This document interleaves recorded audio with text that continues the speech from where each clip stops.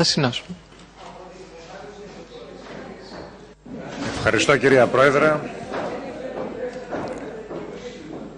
Να ευχαριστήσω τον Υπουργό για την ενημέρωση.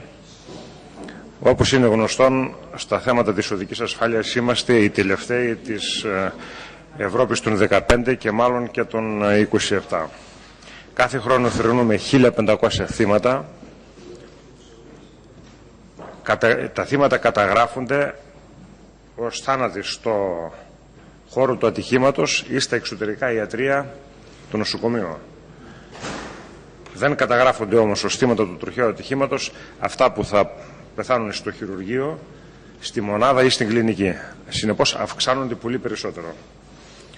Το κόστος είναι τεράστιο, είναι κόστος κοινωνικό, είναι κόστος ψυχολογικό και είναι κόστος οικονομικό. Υπολογίζεται ότι το 2,7 του ΑΕΠ ξοδεύεται στις συνέπειες του τροχαίου ατυχήματος, με την έννοια αναπηρίες, αυτοκίνητα, εργατοώρες και ούτω καθεξής.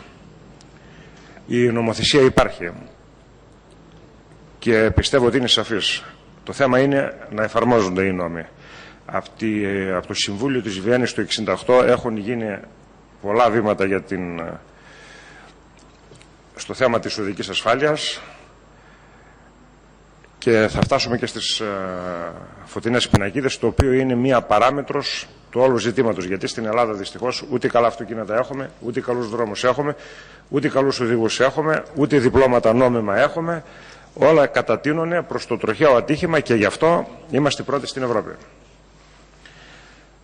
Η πρόταση πρέπει στο νέο νομοθετικό πλαίσιο με τον Καλλικράτη να έχουμε οπωσδήποτε εδάφιο, το οποίο οι καινούργιοι δήμοι και οι περιφέρειες να έχουν υπηρεσία για τις φωτεινές πινακίδες. Να υπάρχει υπηρεσία η οποία θα έχει υπεύθυνος. Δεύτερον, αυτό που έγινε στο αστυνομικό τμήμα Αμαρουσίου είναι επικώς απαράδεκτο, πέρα από το ψυχολογικό κόστος της οικογένειας. Δεν επιτρέπεται οι αστυνομικοί να μην ξέρουν ότι οι φωτεινές πινακίδες, οι πινακίδες γενικά οι διαφημιστικές και ειδικά στον τόπο που σκοτώθηκε το παιδί, ήταν παράνομοι. Κύριε συνάδελφε, αν μου επιτρέπετε μια διακοπή.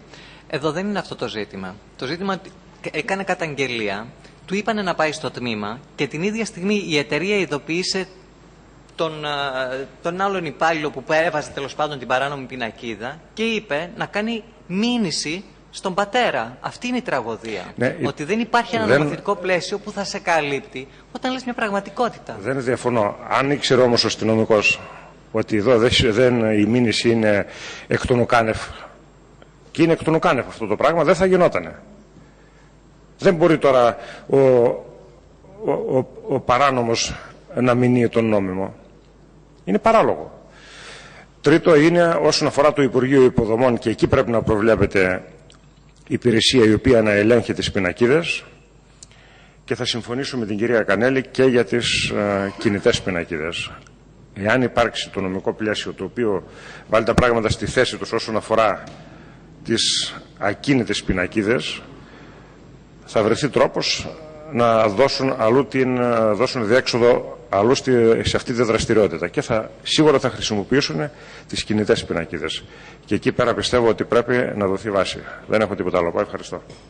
Εμείς ευχαριστούμε. Ο κύριος Κουρουμπλής. Κυρία Πρόεδρε, μου επιτρέπετε, κυρία Πρόεδρε.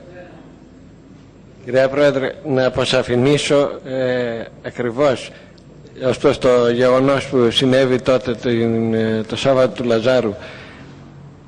Το αστυνομικό τμήμα Αμαρουσίου που έφτασαν εκεί αστυνομικοί έπρεπε να κινήσει τη διαδικασία του αυτοφόρου. Αντί για αυτό που έπρεπε να κάνει έτσι όπως είναι και η κρατούσα πλέον πρακτική,